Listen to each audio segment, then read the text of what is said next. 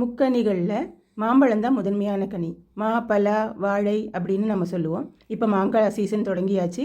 இப்போ காய்கடைகள் எல்லாம் மாங்காய் கிடைக்க ஆரம்பிச்சிடுச்சு.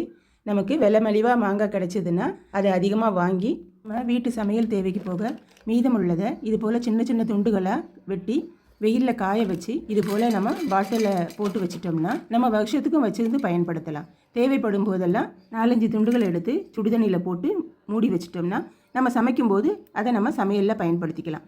சாம்பாருக்கு, குழம்புக்கு சேர்த்துக்கலாம். இல்லைன்னா இதை மிக்சியில் போட்டு நல்லா பொடி பண்ணி வச்சிட்டோம்னா, இது ஆம்ச்சூ பொடின்னு கூட சொல்லுவாங்க, மாங்காய் பொடின்னு சொல்லுவாங்க. இதை நம்ம பொடி பண்ணி வச்சிட்டோம்னா தேவையான சமயத்தில் நம்ம இதை நம்ம வீட்டு சமையலுக்கும் இதை பயன்படுத்திக்கலாம். சுவையாகவும் நல்ல மணமாகவும் கிடைக்கும். இயற்கையான புளிப்பு சுவை கிடைக்கும். சீசனில் விலை மலிவாகவும் அதிக அளவிலையும் கிடைக்கக்கூடிய மாங்காயை இது போல் நம்ம பயன்படுத்தி ஸ்டோர் பண்ணி வச்சிட்டோம்னா ஆண்டு முழுவதும் நமக்கு மாங்காய் பயன்படுத்த முடியும் இல்லையா? எங்கள் காணொலியை பார்த்ததுக்கு நன்றி. தேங்க்யூ.